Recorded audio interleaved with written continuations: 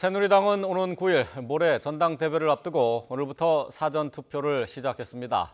더불어민주당은 컷오프를 통해서 살아남은 당대표 후보 3명이 새몰이에 나서고 있는데요. 국회에 나가 있는 취재기자 연결합니다. 조태영 기자.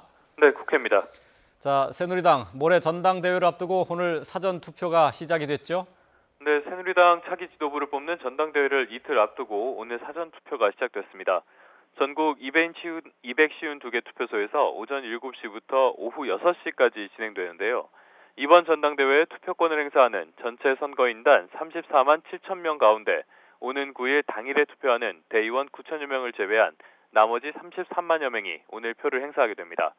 사실상 오늘 투표 결과에 따라 승부가 갈리게 되지만 오늘 집계한 결과는 봉인된 뒤 전당대회 당일에 개봉될 예정입니다. 이번 전당대회 당권 주자는 현재 범친박계 이정현, 이주영, 한선교, 비박계 주호영 후보로 모두 4명입니다. 앞서 비박계에 도전장을 냈던 김용태, 정병국, 주호영 의원이 잇따라 단일화를 하면서 주 의원이 비박 단일 후보가 됐는데요. 이에 후보로 등록까지 했던 정병국 의원이 사퇴하게 되면서 이를 알리는 벽보가 오늘 사전투표소 현장에 배치됐습니다. 시스템 준비 작업 등으로 오늘 투표용지에는 이 같은 변동 사항이 반영되지 못한 만큼 현장 투표를 할 때 후보를 다시 확인하는 것이 좋습니다. 전당대회 당일 투표용지에는 사퇴한 후보를 뺀 나머지 4명의 후보만 기재됩니다. 한편 비박계 단일화로 친박과 비박은 3대1 구도의 당권 경쟁을 하기도 했는데요.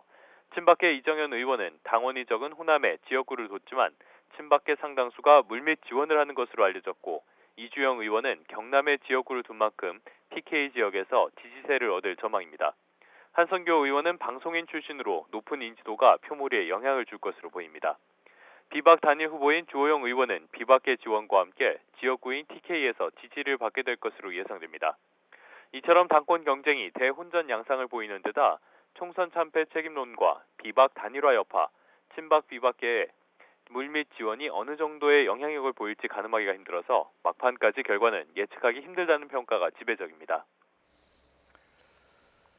더불어민주당 지난 금요일에 컷오프로 송영길 의원이 제외가 됐는데 이제 남은 당대표 후보 3명 표몰이를 계속하고 있죠? 네, 더불어민주당 당대표 경선에서는 양강으로 평가받았던 주류 송영길 의원이 컷오프되는 이변이 벌어졌습니다. 오늘은 컷오프를 통해서 남게 된 나머지 후보 3명이 현장을 찾아서 표몰이에 나섭니다.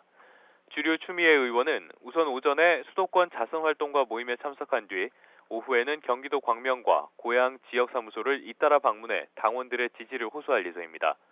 또 다른 주류인 김상곤 전 혁신위원장은 오전에 노사 갈등이 격화되고 있는 갑을 오토텍을 찾은 뒤 오후에는 충청남도 아산 대의원 대회를 찾을 계획입니다.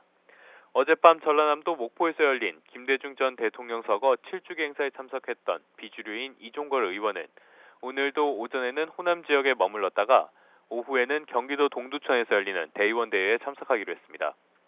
더불어민주당 내부적으로는 예상을 깨고 송영길 의원이 예비 경선에서 탈락하면서 앞으로 구도에 관심이 쏠리고 있는데요.